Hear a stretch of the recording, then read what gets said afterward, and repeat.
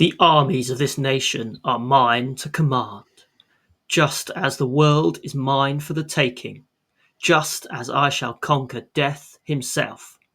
For I am King Setra the Imperishable, and all eternity shall bow before my will. Normally we start with a Warhammer quote, but weirdly, what Lewis has done is he's taken a line out of my personal diary and attributed it to Setra the Imperishable. Weird. Anyway, we're back. It's episode 4. It's Close Order. We're talking about all things that aren't 40k. That's right. It's Old World. How are you doing today, Lewis? I'm very well, thank you, Ed. Very well. Looking forward to chatting some Saffron Slam action. We might both have an event to talk about. Also a little bit of foreshadowing there on the Tomb Kings quote I see, because next week there might be a video coming that might be about Tomb Kings, that might be about Mortuary Cult, which might be really good. I don't just pull these quotes out my arse, Ed. They come from planned attempts at working things out. Excellent stuff. I'm glad there's some method to the madness, and you're not just here to torment me. You're not one of those voices that I hear in my head. Moving on before we move. You could do better, Ed. You could do better. Oh, I don't get that. I get killed them all. But moving, you read the quote from my diary. Moving on, we have been doing some content over the last few days, the last week or so. How long has it been since the last podcast? It's been 2 weeks now, hasn't it? 2 weeks. So in that time, since we ranked the sexiest dwarves, we've had, I believe, 4 videos come out, 3 or 4. So we had a battle report that we played, admittedly, about 6 weeks ago, which was me playing 9 fanatics, orcs and goblins, versus some vampire counts with terrorgeists. That was good. That was the last of the pre-sort of recorded footage from, well, pre-screenshotted footage, I should say. At this point, I now have a firmer grasp on the rules, so anything that's going forward should be a little cleaner. I don't think we made many mistakes, just a little, I thought it was pretty close. Yeah, a couple of small things, but going forwards, any mistakes that are made are because I'm a muppet as opposed to anything else. No excuses going, from here on out. That was good. I've learned that risen zombies using the Raise Dead spell are not very good, or not as good as they used to be, or as I thought they'd be. And now I struggle to work out why you'd ever take that spell, and why everyone else takes the reserve move spell. So I am now converted.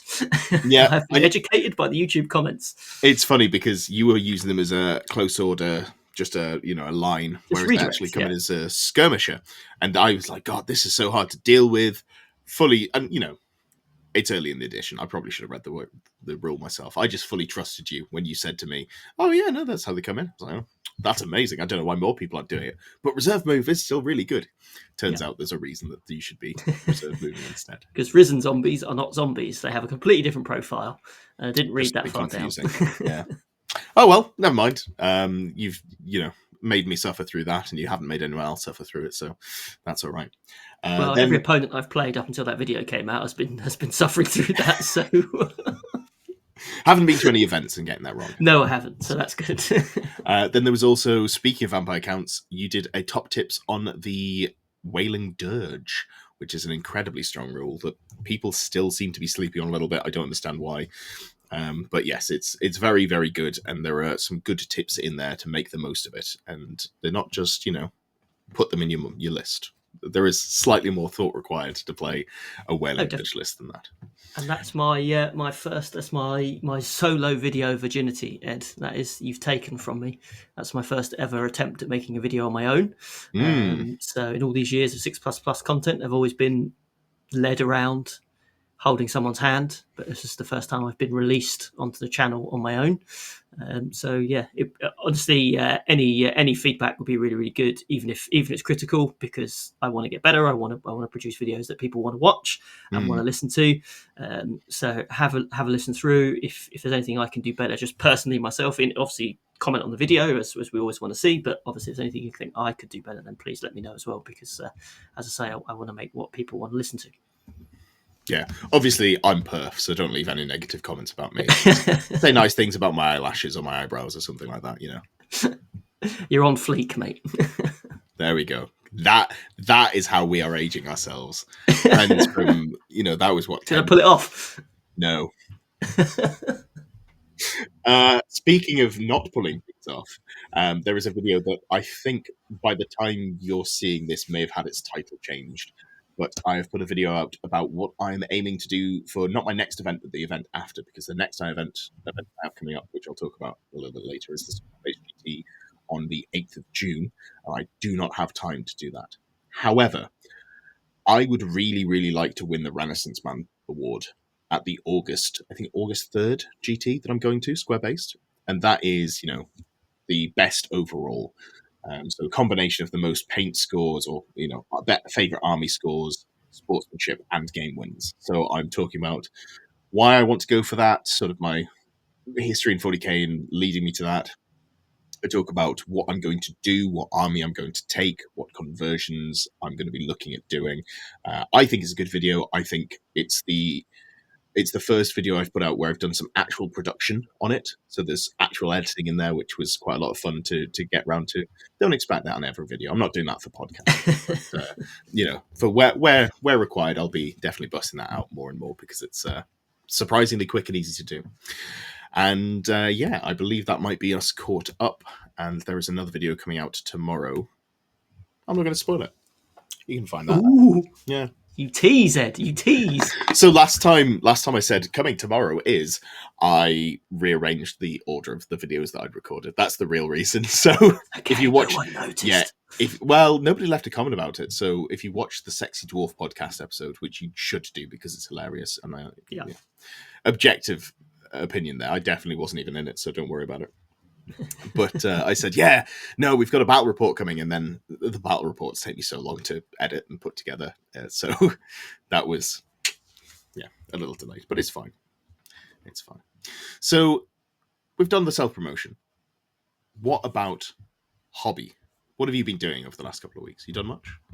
Yes, I've been a bit all over the shop with hobby in the last couple of weeks.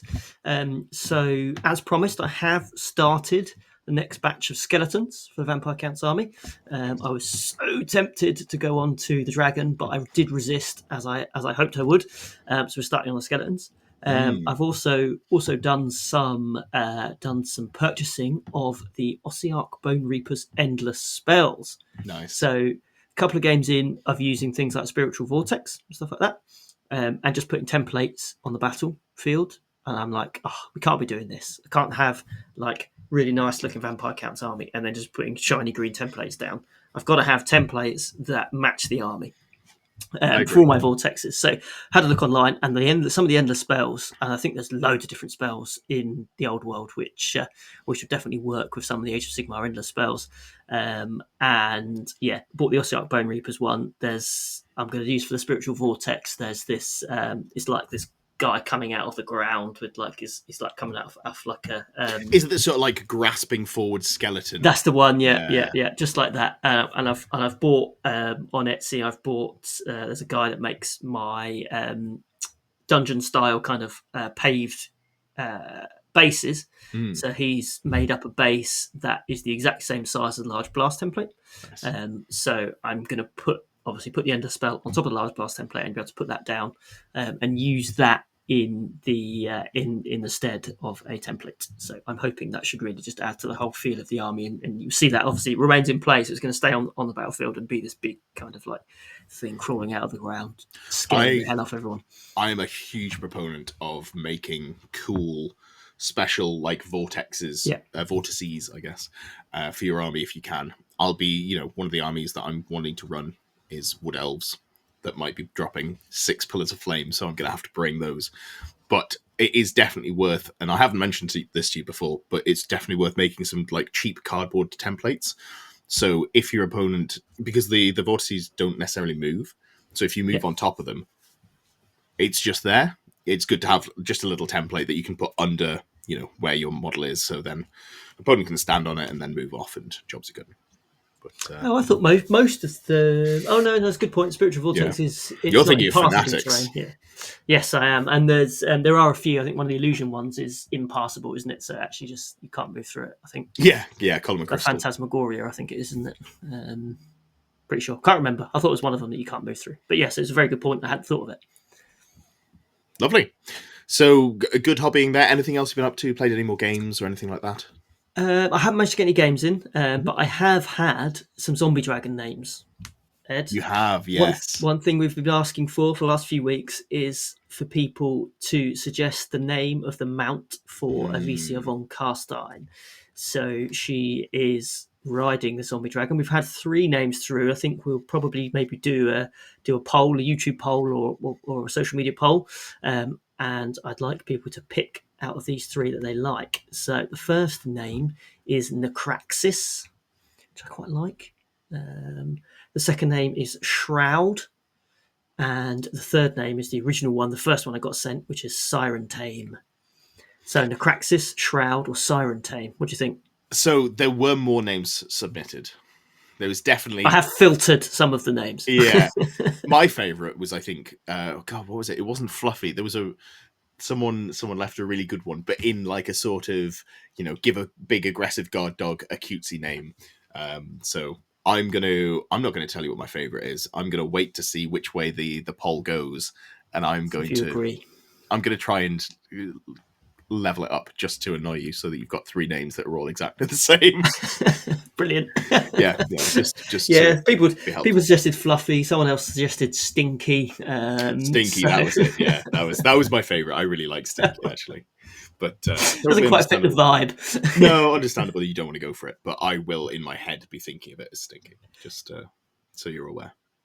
Brilliant. Lovely stuff. But yeah, so we'll put a poll out, I guess, or just let us know in the comments. Probably easier just to let us know in the comments, because I'll put a poll up and then forget about it. Whereas the comments do come in, and we do see those and respond to those ones. Lovely stuff. For myself, I was spending most of the last 2 weeks prepping for a 40k team tournament, which is probably my last 40k event for a while. I'll be likely booked in, and I say likely, I've put my name down already, to go to the November team tournament that the UKTC run. But I think between now and November, I probably won't run any 40k events, or maybe I'll just do one, something along those lines. So keep your eye in. Yeah, and I actually enjoyed my weekend a lot more than I thought I would. Had a great time. I was captaining my team. We did very well. We were the best squad. We technically didn't finish highest because the pack was broken. They counted 2 draws the same as a win. That's not how it goes. If you get 3 wins, you do better than 2 and a 2. But if you want to hear me rail against my other team captains, the other podcast that we do on the main channel, 6++ main channel, I will link that down below in the link tree as always. That is going to be the topic of discussion for yesterday on Tuesday. So feel free to give that one a watch if you want to hear how I did. But yeah, that took up a lot of my time, not only the building and painting, but also the practicing. I was lending an army to one of my friends who hadn't played it before, so it was like, all right, let's go and get some practice games in with this, make sure that you can play it. Turns out he just picked it up really quickly, which is great. And then had a really fun time captaining. It was a lot of, a really great experience. And yeah, other than that, I have been prepping for my next event, though. So... well, I've actually been doing 2 things. If you're counting buying models as prep, God, I've done so much hobbying. But so I've got some... count. It does, and I'm going to talk about it. So yeah, here we go. Look at this little beastie. I've got some orcs. I've got, orc ball boys. I've got some wolf riders. I've got some big pigs that I'm going to be converting into chariots. There will be some content coming about that soon, I am sure, because I've got less than 2 weeks now to prep another army for a square-based GT. I've got to do like 1,500 points again from scratch.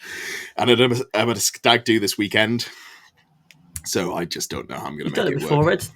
Yeah, but last time I had a week off. Anymore, is it? You're just so used to doing it. Last time I had a week off. This time I don't have a week off. So I think my goal is get as much content pre-recorded this week as possible. Yeah. Release it next week, which gives me some breathing room to do some videos, do some painting, basically. And yeah, and just, sacrifice sleep. That's the other thing. Sleep's for the weak, mate. You just become undead. You don't need it then. Absolutely, yeah. The other thing, screw it, I'll just spoil it. So the army that I'm looking at doing for August is Skaven. There's a new box coming for AOS. That's going to be awesome. There's some really nice sculpts in there. Oh, those models are incredible. I've got some really fun ideas for conversions, like the big cannon, like, Gatling gun, the massive one that's being pushed by slaves or just clan rats or whatever. I was like, Shame I can't use that as anything. What if instead of a gun on top, I had a platform and I had a chieftain on top, and I use that as a unit filler? And that's sort of like a lot of what I'm going to... Yeah. So it's going to be one of those where the unit fillers cost more than the unit that they're in, but it's fine because, it's just going to be a fun hobby project. A million scan rats. Yeah, so what I did at my team event, apart from playing Warhammer and, motivating the team through beatings and love, was I was buying a lot of Skaven. Mostly beatings. Yeah, I've recently picked up a tablet for editing. This thing is incredible. People have seen a tablet before, Ed, I think. No, but I just want to look at my baby. Look at my shiny toy. Yeah, it is still in the shiny toy level. It came with a free little keyboard here, so I can do things with it. Ooh, keyboard. Trying to show off a green tablet on a green screen is not going very well for me. However, so that's been great. It's also been great for going to events. You can put, your ITC battles or tabletop battles app on there to score up your games. 40k does need one of those. But in between rounds, I was just like, someone sent me an offer on eBay. Guess I'll pick up another 20 Clan Rats. And, today at work, I just picked up 4 Rattling guns, which was more money than I want to disclose. I saw how much you paid for those, Ed. You're a brave man. No, you didn't see for those ones because they... Oh, no, you did. I put a... Yeah. Well, they're discontinued metal models. It was about 50 quid for 4 of them, which is not too unreasonable, realistically. It's probably not far off what you'd have paid for them in retail, but it just feels a bit rough. I've been getting a good deal on everything else, so it's what it is. But yeah, so I've done loads of hobbying, if you count buying, and that'll start arriving over the next few days. So we have talked about what we've done. We've talked about what we have been doing. What are we going to do in the future? We're both at an event. I think we should start off with mine, because mine isn't going to take too long. And then we'll move on to yours, which I think is a little more in-depth and a bit more exciting. Yes. So, I have got another Square GT event coming up, as I mentioned. I've decided I'm going to take Nomadic War. I'm going to convert up some big pigs. If you've seen I think they're called Moor Grunters. So, I've converted my Black Orc boss on a chariot out of the... I think that one's the Moor Grunter, and then there's Gore Grunters, whichever way around it is. AOS big pigs. The biggest pig I've done for the character, and I'm going to use the smaller ones as normal Black Orc chariots. So I'm going to have a Black Orc riding on the back of it, and then I've been chopping up Orc trucks because I've just got loads of Orc stuff floating around. So here is the bed of what I'm going to put a Black Orc stood on. Is that the old truck or is that the new one?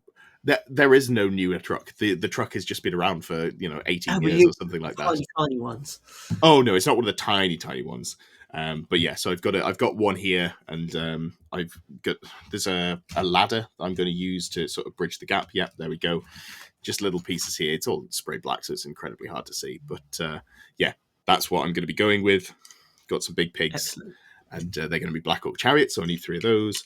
I'm going to have 2 units of Boar Boys, one of them with Frenzy, just keeping it cheap and just going, here's 24 attacks, yar. And the other one going, here's a buffed up unit with better weapon skill and defenses. Wyvern Boss, a couple of Goblin Wolf Rider units, just because you got to fill out the core with something. And that's about it. You run out of points pretty quickly when you're running those big bricks. Yeah. But I think it's probably a list that I will... I'd like to aim for a 3-2. I went 2-3 at my last one. Obviously, still getting to grips with Old World a little bit. I don't think this is the list to take me to a 3-2. I think it's a list I'll have a lot of fun playing. So I'd love to, go in, maybe get another sportsmanship if possible. That'd be lovely. Just start lining the walls with trophies. But we'll see. We'll go from there. What's drawn you to the Nomadic War then? What's tempted you into that? Just because you think it's going to be a laugh? Or? So I've been misplaying my Doom Divers. I thought you got to remove the ballistic skill from the scatter. Right. Which, if you've watched I played Andy 2D6, really lovely guy, had a great game. He beat me. So, don't worry about cheating, getting me any further. But I basically inserted a sentence in there in my head, which was, because if you fire in direct, you can use the ballistic skill of the crew to reduce from the scatter when you roll a hit roll. So in my head, I was like, oh, cool. So when you normally don't hit, but you're direct firing, you must take your ballistic skill off. So I've just inserted that in there. And one of its viewers caught it, fortunately. So I was already kind of cooled off on that list. I think it's good, but I also think it's a little bit dull because you're just playing keep away and doing as much range damage as possible. And also, war machines are inherently really swingy. You know, I've played them now twice. I've had one blow itself up on turn one. I don't know. I like reliability in my games, so I'm going to go for a list that is objectively worse. Can't run fanatics and nomadic war, but I'm just going to run at people with some boars. And I think it's going to be fun. Games are going to be a little bit shorter. I'll have time to wander around, check out how everyone else is doing, and talk to people more, and just have a great weekend. And that's about it. Yeah, but also nomadic war is fun. I really enjoy it. Yeah. And there's definitely value in just running really fast at someone when they're not kind of ready for it. I think there's a shock and awe aspect to that list that will probably, as you say, you can still get your 2 wins. Will you get a third with it? Will you catch 3 people out with it? I think if people are ready for it, they can prep for it. But there's definitely something to be said for getting across the board that quickly. Oh yeah, absolutely. And obviously, you should definitely check out our Judging the Journal where we talk about the nomadic war. And I think the list that I journal has been judged. It has been. It's been judged pretty great. Fun. Yeah, fun and pretty good. I think the list in there is pretty similar to what I will end up playing. I don't think it's going to be exactly the same, but it won't be super far off. So I've got... there we go. Yeah. So I did a little bit of converting this week as well. So I've got a... man running a pig. Yeah, so it's the AOS Auric Shaman. Oh, yeah. But then legs chopped off and go on, on the boar from the Orc Bosses kit, £26 for 2 models. That feels like old pricing to me, getting 2 characters for 26 quid. So I didn't mind chopping one in half and putting a shaman on top of it. But yeah, so really looking forwards to playing some more games with it, because I've played a couple with Nomadic War. I'd like to get some more in before I have to submit the list, but I don't think that's going to happen. So I think we're just going to go in dry and have a good time, and then so how we get. Be a really good laugh. You'll really enjoy it. Yeah. I think we were thinking as well, potentially our next battle report would be a combination of the Nomadic War versus the Mortuary Cult. We did have that idea, didn't we? So the other thing I'm tossing around as an idea is to go with the Troll Horde, because also very fun, but I haven't quite settled on what I want to do. Excellent. All right, so that's my event. Not much to talk about until we get there. You'll see me getting incredibly stressed, which I'm sure will bring you all joy. And more dressing gown short videos. Oh, I don't know, because I was wearing, my nice hoodie, A, because it was cold at the time, or colder, and B, because I was off work, whereas I won't be off work. So, I'll just, like I say, sacrifice the sleep. Sleep is for the weak. And when I'm done, sleep will be for a week. You're going to need it. Yeah, I really am, yeah. All right, perfect. So, my event, we talked about it. How about your event? And this isn't just an event you're going to, this is an event you're running. Yes, because clearly I am such an experienced old world tournament player, having been to a grand total of 0 events. I'm definitely qualified to run my own event. No, so for anyone who doesn't know, I currently run a series of events called the Saffron Slam. These have up until now been 40k events. We run them in my little town in Essex called Saffron Walden. We run them in an old medieval style town hall, Tudor town hall, which got big red carpets, big columns, portraits of the king on the wall, all this sort of glorious stuff that definitely suits 40k, which clearly doesn't, but much better suits Old World. Yes. So can we talk as soon about as that? Old World was released. So I think we should talk about this. So again, if you haven't followed us from the main channel, we are diametrically opposed. We are as opposite as you can get. I'll not go with the obvious differences. Lewis is much fitter than I am, but I do have a full head of hair, so who's winning there? You're on thin ice, Ed. Lewis runs incredible events. You stressing me out. If you didn't do it, I would have a full head of hair. You were bald when I met disappearing. You. Lewis likes running inventive lists. I like finding the best thing in a book, running as many as possible, and then getting really cute with the last 200 points, whereas Lewis gets cute with the first 2,000 points. Does well with it as well. But I'm very sort of like, I like my, especially 40k. I like my terrain to be very functional. I don't care about the aesthetics of it. I want to know what I'm doing, and just having different terrain on every table, having it be like looking really nice, but maybe being a little less functional, upsets me to my core. And and I don't think this is, this I don't think this will offend you. I would not enjoy myself at a Saffron Slam event if I was playing an army that had to hide behind terrain. I've taken an army to your events that didn't care about terrain and I had a good time. But in Old World, where you're just like, hey, put 6 bits of terrain on the board. Yeah, Here we go. fantastic. That's amazing. I don't need my dull grey L's to enjoy myself because all 40k is applied maths to me. I can go, that's a really nice forest you got there, or the Ravine of Death. Which I don't know how I'd make a ravine work on in the Old World, but I'll find a way. just make it wider. It's like, here's Mountain Pass 2.0. That's is it actually built into the board? Oh, okay. But yeah, no. So we've always thought. Well, I mean, I've always thought with 40k in particular, the competitive event scene is very well catered for. We don't need any more UKTC style L's, as you say, Ed. Yeah. I put them on my top table. So if Ed would actually win a game at one of my events, he would play on the boring terrain. But just for the record, for the record, the one event I attended, I did win as a team. So thank you.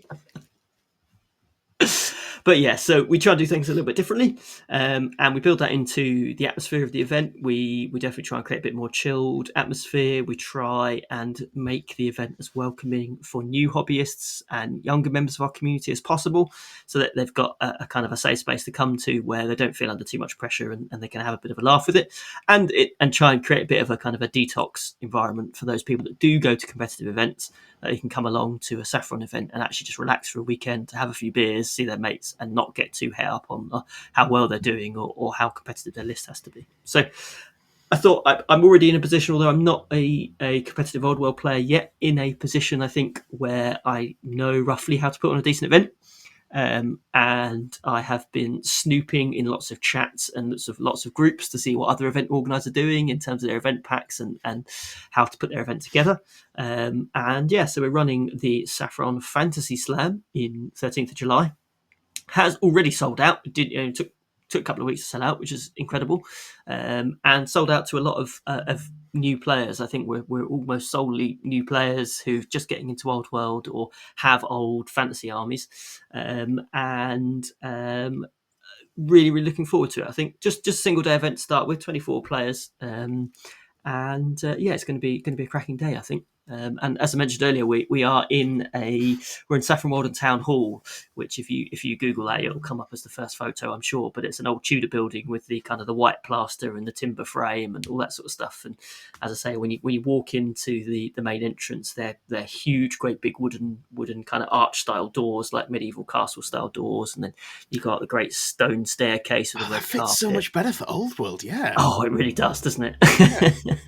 I will take this moment to say, despite my complaints about your terrain, the events are really good. The vibe is great. I've had a great time there, despite my terrain quibbles. Yes, and it's worth noting as well for anyone that does play 40k, it's not terrain quibbles in terms of it's so open you just get shot off the board. It's terrain quibbles, isn't it? It's very dense, lots of kind of hill forests. I do like playing gun armies. Yes, you do like shooting stuff, Ed. So it's not very good for shooting. So lots of combat armies tend to do well. We get lots of like demon wins and things like that from players that don't necessarily need to be able to see across the board to be able to do their damage. So, but yeah, so no, coming to Old World, obviously had to put an event pack together, Ed, for this, which having never been to an event of my own for Old World is a bit of a challenge. But I've made some decisions now, and I was hoping to get your thoughts and get the thoughts of our viewers as well, in case there's anything that I've done in my event pack which people think is a disaster and that we should change. We'll see how we go. Absolutely. I reckon we've got about 10-15 minutes to have a quick whip through on those and have a good chat about them, and then we'll wrap up. Yeah, definitely. Not that I don't want to talk about it, but it is 30 minutes before I have to go on another podcast. Do another one. Yeah, no, it's fine. We want to keep these podcasts short and sweet as well. Type 45, baby. But yeah, so first choice, 2,000 points. Lots of people I've seen going 1999 plus one. I did say that originally, but I thought, so that we'll just go 2,000. I've seen the square base GTs. They seem to be running 2,000s absolutely fine with no major kind of So my dramas initial so far. read on the meta is that dragons get game wins; they don't get event wins, like Yeah, at the same rate. So I don't think the 2,000 points is actually worth doing. Also, you probably only run one dragon anyway, and the things that kill dragons are often limited per 1,000 points. yeah, So, for example, obviously cannons aren't quite what they used to be, but if you're running cannons, you might be limited to 2 per 1,000 points, which means if you're playing ruler 3, instead of running 3, you can only run 2. So it's actually a buff to the dragon armies, which is not really what you want to do with that 1999 plus 1. yeah, definitely. So yeah, we'll go for 2,000. I think that'll be absolutely fine. Differential scoring as well. So the 20-0 scoring, I think that seems to be becoming the standard. Mm. And I think that works quite nicely. I think rather than trying to actually put into BCP 1,987 points, 2,000, just easier to go work it out and put the 20 O's in. I think that will be, I think that's just There is easier. a setting on BCP that you can put whatever the points are, and it automatically calculates it for you. That might be the way to go. Yeah, I think that should. I'm pretty sure I've set BCP up to do that. Cool. So Yeah. because I do it for the teams events as well. But Sure. I think that's worked out. If not, I have put the table in the event pack so people can just work out the difference and just use that number for that. I've kept the missions pretty simple to Mhm. start with. I'm very much marketing this as an intro event. So I'll come on to kind of some of the army building stuff in a minute, but the kind of general vibe is going to be just let's work through these games kind of together. Lots of people probably only be a couple of games in by the time they come to the event. So going with 2 open battles and then a mountain pass as well, just to throw a bit of variety in there. And I think I'll probably pick. I don't know. Well, it'd be interesting to get your thoughts, Ed. Really, I've put 1 random game length and 2 fixed game lengths. I don't know whether because you've been to some square based ones now, whether you think random is better or fixed is better. I like fixed more. I Mm-hmm. think gameplay wise, I don't know if I have a preference. What I have played both at events. Yeah, I like fixed more because you can allocate your time more correctly, so you yeah, know how long you should be spending per turn, give or take. Um, Old World, especially once you smooth with it, is actually quite a fast game. I think it's faster than 40k. yeah. So I don't know that it's necessarily a problem. I just prefer fixed because I like coming into a game and knowing what I've got sort of to work with. But I Yeah. don't think it's actively bad to have a random game then. Yeah, and I'm always slightly conscious about games being won or lost Mm, on a turn that no one really knew was happening or not. As you say, I sure. think it's easier to plan out, and it does take some of the variance out. For the Mm, same reason you've taken the Doom Divers out of your Orcs and Goblins list, is that sometimes variance can be fun, but in an event setting, is that going too far down that road? I don't know, but it's yeah. I'll be interested to see what players think and how much it affects. I've kept the round time the same I do for 40k, so it'll be 2 hour 50-minute rounds. As you say, I think from what I've played so far, at 2,000 points, it's faster than 40k. So I Yeah. think 2 hours 50 should be more than sufficient. I've seen a few events go down to 2 hours 30. I think that might be slightly tight, especially Mm, for newer players. I think that might yeah. be a bit tight, but you can see the advantage of doing 2 hour 30 rounds in that your whole day is just a bit shorter, so you can go home a bit earlier and get your dinner on time rather than wait until 9:30. Yeah, I think for Then to eat early. RCTs, that's valuable. I don't think it's valuable for GTs. I think you should stick Yeah, to the roughly 3 hours if you're playing a GT, because, I mean, what are you doing? You go into, you get some food and go to your hotel. It doesn't really matter too much. no, definitely. And I guess when we come to terrain as well, I've seen the square base pack where they've got kind of fixed layouts Mhm. using the same terrain on each board. It's something for the Saffron Slam that I've never done, and I don't think I will ever do. For me, I don't have the terrain that would work for that. I'd have to get loads and loads of sets of the same thing. So I will be keeping my usual kind of the TO me. I will place the terrain, and Yes. people will play based on what they walk up to. Each board will have a similar structure to it. It will just be different pieces in different places. Your boards are fairly symmetrical, though, I believe, from They will, memory. yeah, Yeah, yeah, so you're not going to be disadvantaged by getting the wrong side of the board, which is good. yeah, That's one of the things I used to hate from like 8th edition 40k. You'd just lose in deployment because you're like, oh, I guess I got the side where I can't hide anything or something like yeah, that. So yeah, I think that's absolutely fine. I think the thing you shouldn't do is have player placed. it adds a layer of complexity.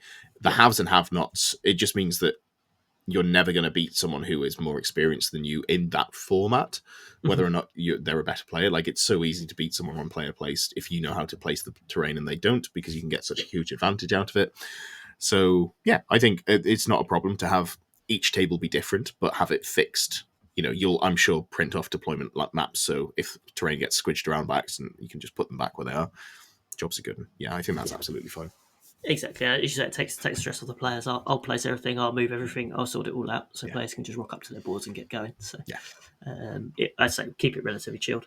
And then I guess probably not very controversial, but because we're only a few months into the scene, I am waiving the usual rules around everything being painted and everything being on the correct size bases. So the base one might be slightly more controversial, but I think there's a lot of people that have got old fantasy armies they haven't had a chance to rebase yet. So for this first one, grey plastic will be allowed, which I know can frustrate people, and old square bases will be allowed as well. A few people have asked about whether they can have round bases, and I have said no to round bases. But what if they have like base converter?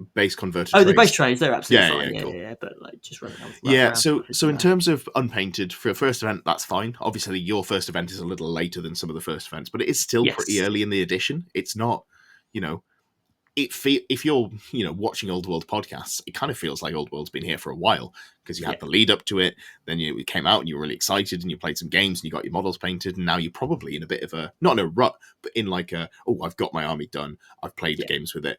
Maybe I think about another army, what's coming out next? Dwarves look cool. Maybe that's the point you're at. But a lot of people who are less involved, who aren't at the watch podcast level, maybe, are probably less likely to have had time to commit, or maybe they've, like you say, they've played a couple of games, or this is their on ramp to playing. So I think the unpainted is fine. I personally don't love the base size thing. It's not a deal breaker for me. It's not that deep. I think because you can get the base converter movement trays, I'd just say, if you need them, here's a link. Here's some that I found. They're fairly cheap to get, but also it's a first event. I don't think people are going to win, and if they are, they're going with the wrong mentality for what is a 1 day learning RTT, basically. So yeah, it's not the end of the world there. Yeah, exactly. And I think it's the sort of thing, given how quickly it's sold out, I think assuming people get to the end of that day and think they've had a good time and they want to do some more Saffron fantasy events, I will be probably running one. I would imagine it will be September time, based on where my 40k calendar's at. So is it going to be quite early in September? Relatively early in September, Excellent, I think. Because I've got a bit of a gap between the August GT on the 3rd and then LGT at the end of September. I don't have anything booked in, so maybe I could give a little practice, and I find out whether people want to do a 1 day event or a 2 day event as well, because some people like the ones, and the twos I think are probably, for me, I prefer 2 day events, but I think by that time, by September, it will be in a position where bases need to be everything correct. And probably I'm umming about whether painted or unpainted still by September, because I'm just kind of basing on where I'm at with my vampire accounts, in that I'm relatively committed. I'm pretty deep into this now with the podcast, all this sort of stuff, but I've still only got about 1,200 points of my army painted. So but I think by September I will have it done. You do paint quite slowly, and by that I mean you put a lot of care into each model, whereas I think you probably paint slower than the average person on the basis of you put a lot of detail into each individual model, whereas I've got a lot of indistinguishable from each other goblins, which look good from tabletop level, which, as you may have seen, the entire army was knocked out in a week. Now, I am at the other end of the extreme. I do acknowledge that. I'm not saying, everyone can just paint an army in a week, as I crew up to do yet that again, because, oh God. But yeah, I think fully painted is probably fine. But, whether it's just, it needs to be painted, but I'm not expecting works of art. Just get some base paints on, No, definitely. Everyone does different levels, don't they? And I think it's we can very quickly gatekeep the hobby by asking for certain standards. I think that's true. That is a good point, which I hadn't considered. My experience so far has been that the Old World crowd are pretty much, typically are older. A lot of returning players, people who are more interested in the hobby side of things than the 40k crowd. The 40k crowd isn't as bad as you might expect. If you don't play and you don't go to events, it's not anywhere near as awful as it sounds. But some stunning armies go to these 40k events for sure. yeah, but like the ratio of stunning armies, it's Yeah. like maybe 10% at an old world, a 40k event, and it's maybe 50% at an old world event from my limited, sample size of one. But everything I've seen around pictures, there's a lot of like great hobbying going on in the old world as well. So I think I don't think it's going to be as much of a problem as maybe you're expecting. I think people are going to be quite keen to paint. Good, excellent. Yeah, we'll see how we go. Really looking forward to it. Really looking forward to it. Any last points on the event you want to touch on? No, I think I was just going to wish you the best of luck in your GT, Ed. See if we can get that 3-2 with the nomadic Yeah, that'd be nice. You can judge that journal effectively.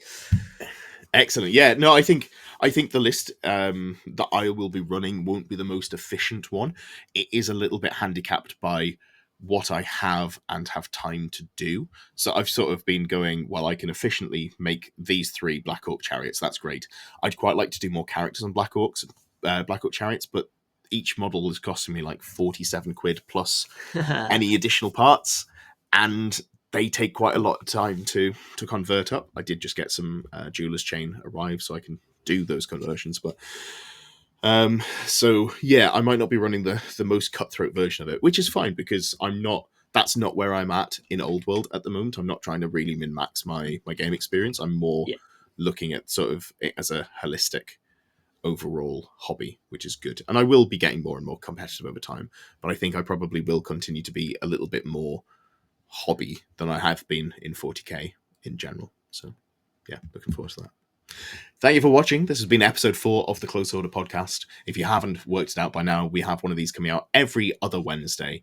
This one's coming out on the 29th of May, and the one coming after that, it's almost like I prepared, but I didn't, the 12th of June.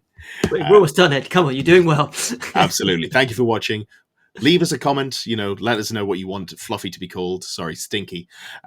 Any of the 3 names. Do you want to just quickly recap the 3 names for anyone who's made it this far? The 3 names are Necraxis, Shroud, and Siren Tame. Excellent. Put him on the spot and he's still remembered. Good man. Leave us a like, a thumbs up, subscribe if you enjoy the content. We have plenty more coming over the next few weeks. Thanks for watching.